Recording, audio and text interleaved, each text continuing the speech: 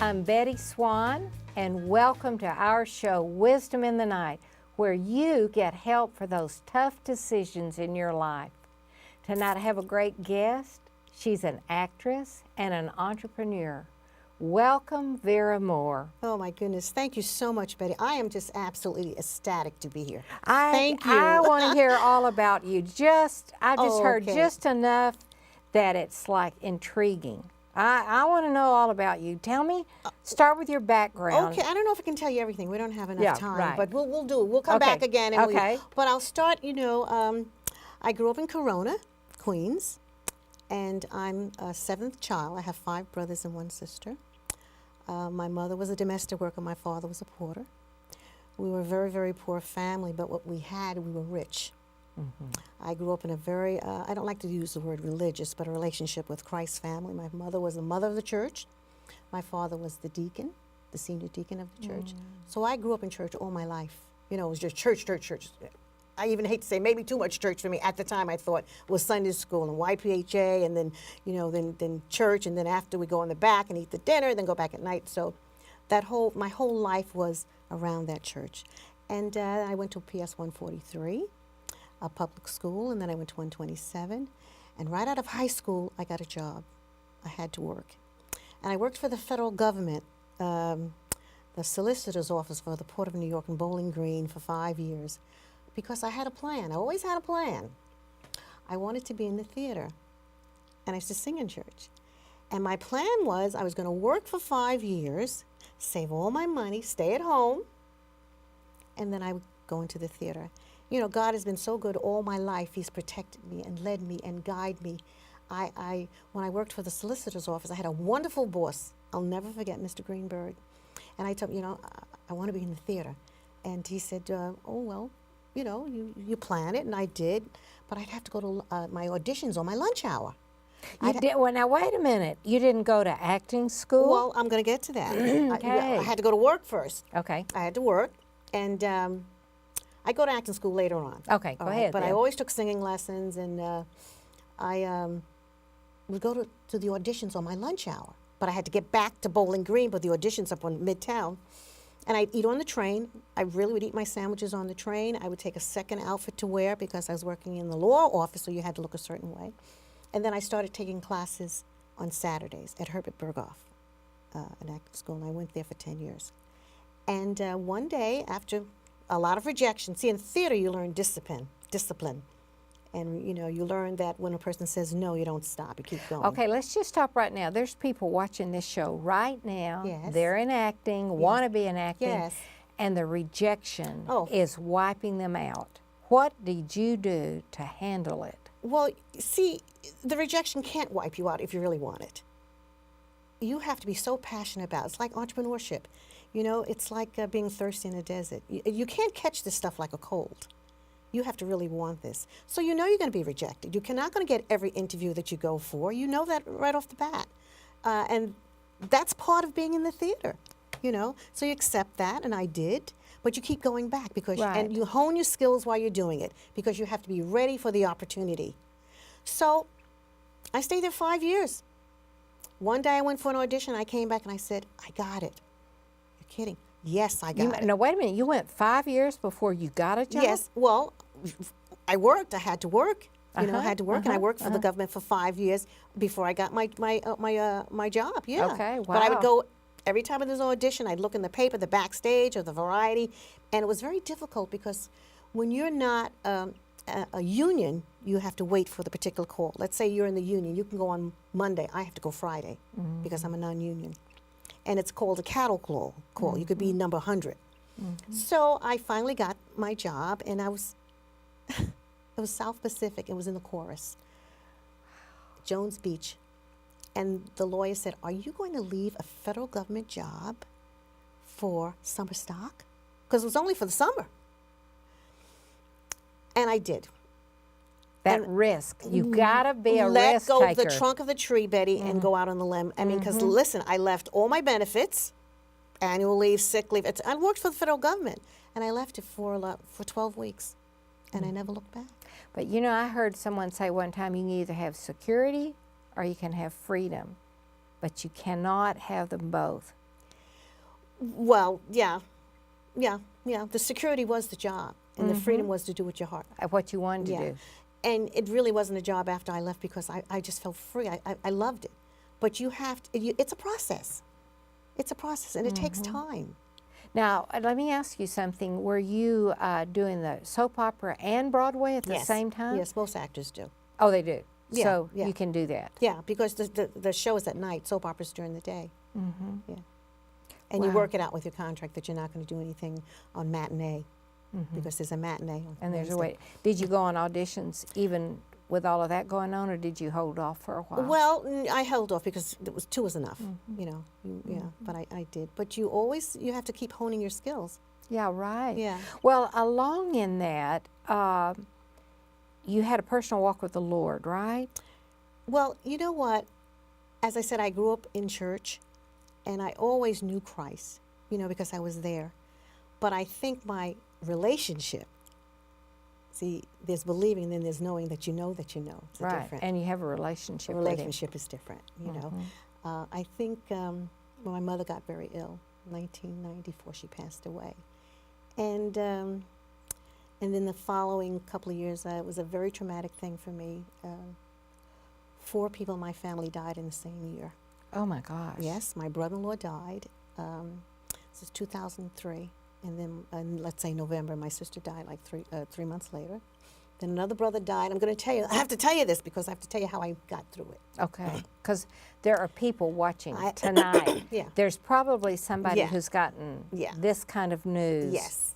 And they're just thinking, How- yeah. I'm spinning. How do Yeah, I handle yeah. it? So, and then another brother died in July, and the last one died in December. This was all in the same year. And, you know, sometimes you can get to the point where you really can't even pray. I'm talking personal now. You just have to moan, you know, and you say, Lord, help me. And I think I surrendered. I had to, because it was devastating. You know, it was like wiped out my whole family. I had all my brothers were gone except for one. My sister died A lot of of cancer. people blame God during that time and say, God killed my brothers, God killed my sister. And that's not true. No, I definitely didn't blame him. But in the flesh, you know, you're just heartbroken. Right. And you're trying to handle it. Yeah, you're trying to handle it. I mean, we didn't even have time to write thank yous for people to come. Before in. somebody else passed away. Every 3 months someone died, and my only goodness. sister. So it was, I'm not going to say it was easy, it wasn't. And was I was a little angry.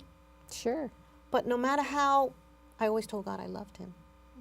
Because I really never stopped You know what loving my him. husband said to me one time? Betty, God's a big boy. He can handle it. And he Just knew. tell him how you really yes, feel. Yes, and you can't hide it anyway because he knows before you articulate, he knows how you Right, feel. right. You got a microphone Exactly, right here so you have to tell in the your truth. brain. And my relationship with Christ, there's no, it's just, we have conversations. I talk to him understand just that. like I'm talking to you. Absolutely. There's no repeating something 20, no. No. No, mine is, I had to. All day long, too, right? Yeah, yes, without ceasing. It was just something in my heart, but he knew how I felt. And it takes time. I mean, I had to grieve. He knew Yes. that. Oh, my goodness. I don't like to use that word depression, but I guess I was in a state of depression. Well, sure. Yeah, I was. It would kind of be abnormal if Yeah, you didn't have yeah, that happen. Yeah, but You can't he have brought that me much through. sadness. yeah, he brought me But through. out of that, you got a close walk with the Lord. Yes, and then that's when that's when you have to have the faith. Because even after that disaster in my family, my father fell and he was paralyzed. Yeah. And then I was saying, Lord, heal him. What do you ever find yourself thinking, how much more can I take? Lord? Yes, and you say that. And my father was paralyzed for 7 years. And we Completely? Well, yes, he couldn't walk. Yeah, he could hold a little chicken bone, and that was even heavy. And but God has a way. I know my husband came through Christ through my father. So there's always a reason. Mm-hmm. And I thank God every day for all the experiences that I have gone through because it allows me to say and to tell others, you can do this, but you have to surrender it. You totally have to surrender it. You have to lean on God and ask him to help you because you cannot do it of yourself. You just can't. There's nothing like sweet surrender. I've heard there's a song called Sweet. Yeah. surrender. Yeah, I don't know that song. There's nothing like that. Well, now, so you kept going and acting, and then what did you do next? Well, I had an opportunity when I went on the soap opera. There was a void in the market for quality products for people of color. And that was Makeup or makeup, hair? makeup, cosmetics and skincare. And that was the genesis of Vera Moore Cosmetics. So it's called Vera Moore Cosmetics. And did you just get the idea someday at one time? Did it just pop in your head? How'd you get it? The idea of doing that, because the void in the market was because there wasn't, well, when I went on, I didn't like what they were using on my face.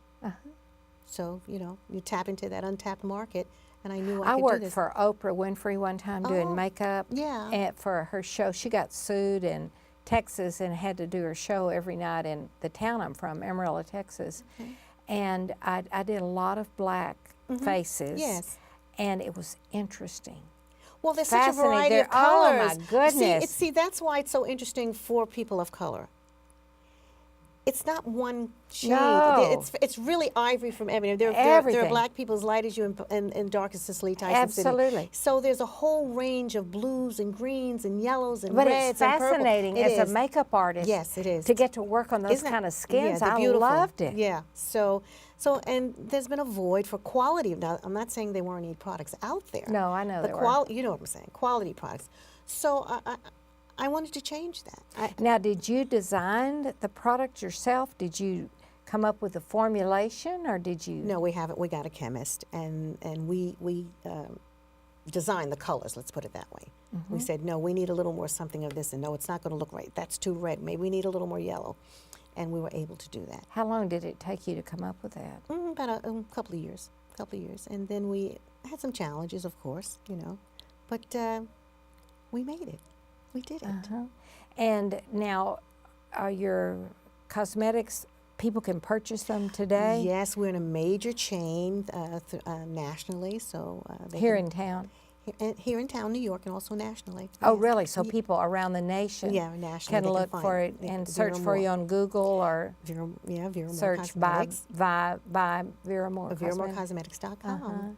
Oh, okay. Yeah.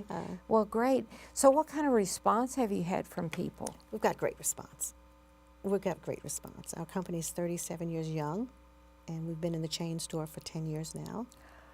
Yes, and we're very excited. There are always challenges on different levels. There are challenges, but we're Like what kind of challenge? Well, it's always about distribution, getting the word out there and growing the brand. We're a small company. I own this company 100%. Thank God for that, which is almost a miracle. And people look at me and say, really? Yes, I do. It's not easy. And so the challenges are financial. As like you want to grow always your having brand. enough money for you what you're doing next. Well, you want to grow your brand. You want to be innovative. You want to do things. You want to be competitive with other companies. So there are challenges, and it's very important to get distribution. It's not easy. How do you get it? Well, you have to be out there talking like I'm on your show. This is great. You have to get publicity. And this show goes all over the world. This is a blessing. This is great. So how do you get your word out there? You do things. I've done shows. Television shows. We've done makeup for for hair companies. We do a lot of exhibits. We used to do a lot of things, Coliseum. And it's just getting the word out there, messaging and integrated marketing. We do a lot of things with major companies where we do the makeup. So that's how you continue to grow your brand. And I'm very excited about it. Yes, I can tell you are. And you have passion about it, don't you? Oh, if you don't have passion, you can't do it. You can't do it if you don't have passion. I used to think I would do makeovers on people for free if I never made a penny. I love it so much. Well, I did a lot of things for free, Betty. I bet you did. You have to. Well, you have to get it out there. I mean, you can't compete with the major conglomerates, the giants. So you do that. That's now, all what part do of you it. do about everything changing? Because everything changes all the time. What do you do to stay current? How do you do that? Well, I think as a small company, you can't change every time. I don't let trends dictate us. Oh. We can flirt with the chin, but they don't okay. dictate us. Now, see, that's a piece of wisdom. That's somebody listening. Yes. You Talk can't about that. Well, because we don't have a budget, we don't have deep pockets. We can't change every time a color comes out. You have your standards, and then you do an analysis of the market. You do research. You do a survey to see what they're looking for, and then you can add colors. But every time something comes out, we can't afford to do that because it's a trend, and it may last for a year or 6 months, and then it's over. Right. And the investment is. And do you have like standby things that you carry all the time that you're known for? Oh yeah. Well, we're known for our foundation and our skincare Well, because your it's skin very is beautiful. Well, thank you, Betty. Thank you very much. Our mantra is, skincare is the foundation. Makeup is an accessory. Absolutely. People don't understand. No. Skincare is the foundation, not the makeup. If you have flawless skin, beautiful skin, clear skin, clear clarity. You don't have to wear a lot of stuff. Well, what I always told people was, if you're going to spend money, spend it on skincare. Exactly. Not the color. You can get the color any kind Anywhere. of all the stuff, but the skincare. It's taking care of the palate. Yes. How old do you tell a woman to be, a young woman, to start really concentrating on her skin? Immediately. She can be 12 and concentrate. I mean, I can remember my mother. You know what? As I said, we were poor, but we always cleaned. My mother always cleaned our faces. We always kept our skin nice. She did our feet. I just grew up like that, and I've never, ever gone to bed with makeup on in my entire life. Clean your face. Never. Wow, beautiful. Well, you have beautiful skin. Well, you do too. Yeah. Well, now let's talk about going forward. Do you plan to continue doing your makeup line forever? Do you hope to sell it? What are your dreams? Well, I want to continue as long as I have my strength, and then that can spin off to other things. And do I want to sell it? Not at this moment. I have a daughter. I hope we have a legacy. Is she interested in the My makeup? daughter is, yes, she's a graduate of Howard University, and she's our esthetician. She travels all over the United States training employees about our brand. Now, your husband was an esthetician My husband too, is right? a retired esthetician for 40, 50 years, cosmetologist and esthetician, skincare specialist. So we all feel really good about, Does your daughter have beautiful skin? I think so. Yes, she does. I think so. Now, did she want to follow you in just this, or did she want to be in acting? No, she loves this, and she loves to cook. She loves to cook. She could have been a chef. She loves to cook, but she loves traveling. She loves teaching, people about skincare, and she's having a great time. She's expecting right now, but is this your first grandchild? this is my first grandchild. Oh with wow, her. there's nothing like it. Yeah. I remember thinking, now, I wonder if I'll be one of those grandmothers that is just silly about their grandchildren. I thought, I bet I'm not. And Gone. Yeah. I became the grandmother that would even pay my own way to go and and babysit. Of I buy course. my own Yeah. plane ticket, go buy them everything they needed, and my daughter and my son would say, "Well, Mom, we're going to go out to eat." I went, "That's fine." Yeah. Because I just couldn't get my hands on those I'm grandkids sure. fast enough. Yeah, I'm sure. I'm excited. I'm very excited. Can't wait. She's having the baby in May. Yeah. Well, let's talk a little bit about what have you learned in working with the public. I think there are people who are listening to this conversation that have an idea for a business, but maybe they're thinking, how do you really connect with the public? How do you get under their skin? How do you get them to notice you? What would you say? Well, first of all, you have to have a quality product. Whatever you decide to do, whether it's a product or a service, you have to have some core values there. You have to have integrity. You have to stand by, and it has to perform. It has to deliver what it says it's going to do, because you've got to build that trust to get your following. So that's very, very important, to show people that what you say and what you say about your product, it works. There's You've a gotta lot connect. of companies that don't Well, do of that. course not. Of course not. So, but as a small company, I'm speaking personal for Vera Cosmetics, that's imperative. Everything. You have to, because how do you grow your brand? You are the brand.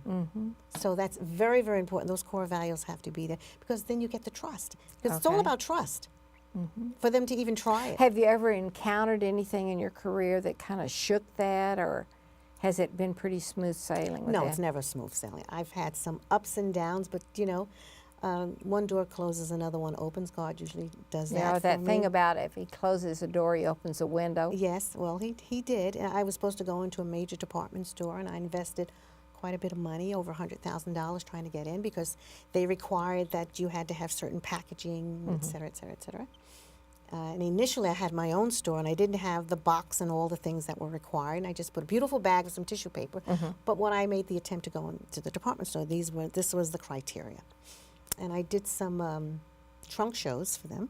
And the trunk shows only supposed to last a couple of months, but they lasted a year. Anyway, fast forward, it didn't work out. Didn't Oh, have- no. Yeah, exactly. And did I have a pity party? I did. For a little while, I had a pity party, but not long. And then a few months later, I had sitting in front of a major chain. And the first thing they asked me was, "Are you barcoded?" I had never been barcoded, Betty, but I had to get barcoded for that department store. Oh, my goodness. All And I so could say you in my had heart, it. all I said in my heart was, "Thank you, Jesus." No, seriously, I mean this. "Are you boxed?" I'd never have been boxed, but I had to be boxed for them. I said, "Of course I'm boxed." really, the first one was kind of a dry run. That wasn't really the real thing. You were- Exactly. That was a dry People run. need to know that. That was a dry run for the real deal. It was Yeah. but it was a year of a dry run, and I was very excited. It was a big investment, but I didn't know. See, we don't know everything. And we can't see the future. And we No. can all, and you know, as humans, you can't. So you have to think through things. You suffer and you can get depressed or whatever.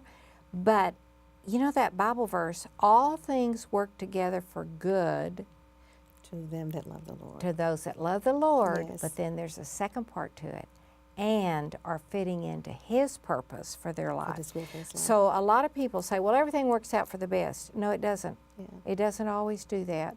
But there is a guarantee. If you love God and if you fit into His purpose for Yeah. your life, everything will His work plan for together your for life. good. But then you also have to surrender to it. Don't fight it.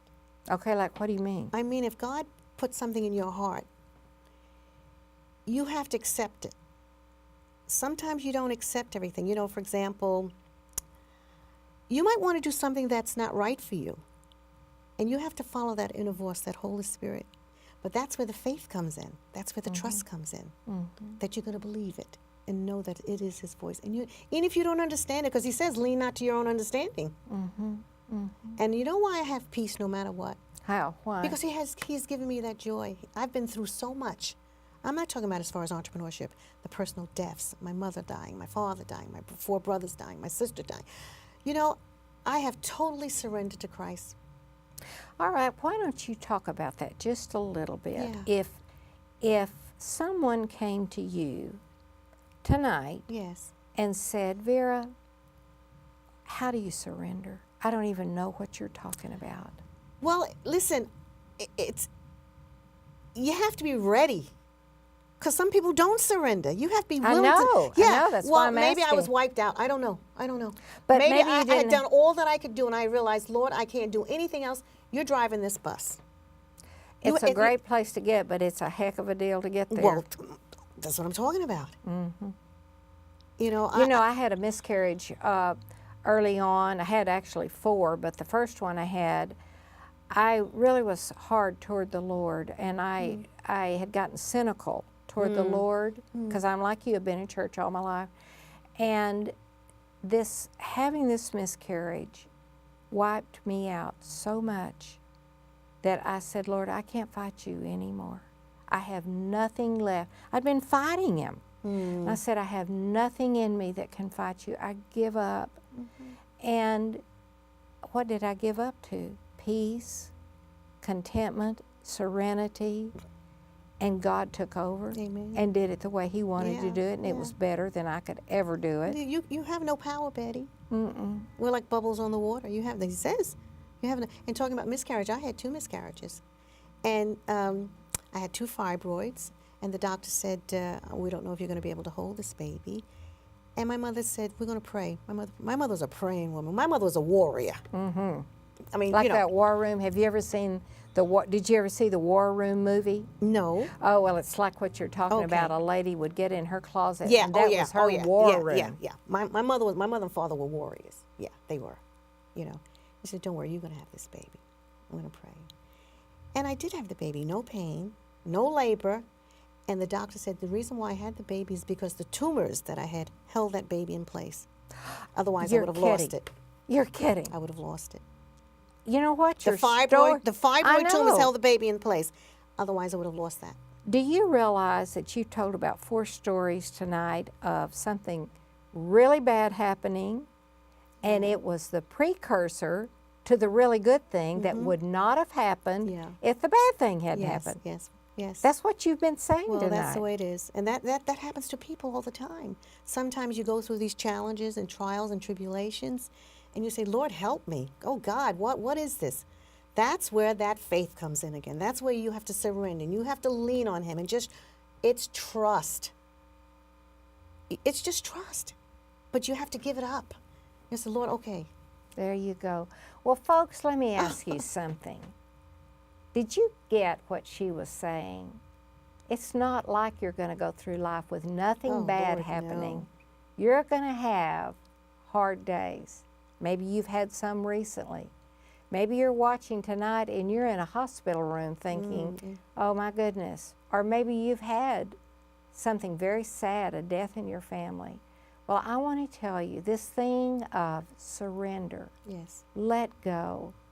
You got 2 women right now both looking at each other going, I've done that. I've done that. It's the thing to do. It's the right thing to do. So I want to tell you, let go. Give up. Let God run your life. Vera, I want to thank you. Oh, you have thank been you, so Betty. inspiring. The things that you have said, and I can't get over how you told at least 4 stories of the worst thing that could have happened and how hard it was on you, and you went through it anyway, very difficult, and then something good happened. So I want to tell you, you're watching this, you're going through something hard. Well, let me tell you, you can surrender. You can give it up. You can let go. You can even be sad in it. But you can say, Lord, I'm going to trust you. I believe you have a way for me to make this turn out good. So thank you so much for tuning in. It wasn't an accident that you turned on the TV tonight. I hope you received some great wisdom and that you have a good rest of the night, whether you're going to sleep or you're going to work. I'll see you next time.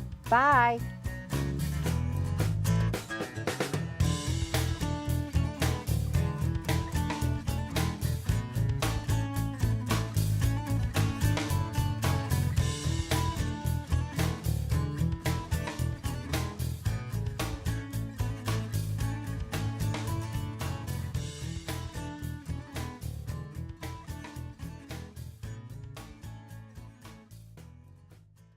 Hello, I'm Betty Swann, the woman who interviews people on the show. I want to tell you about something we're doing that you might want to be a part of, feeding people with pennies and small change you find. The exchange rate makes them valuable. I saved $3.22, told my friends on social media, and they shared it. $215,000 has come in, 100% goes for food. We've fed people in 21 countries. Come help us.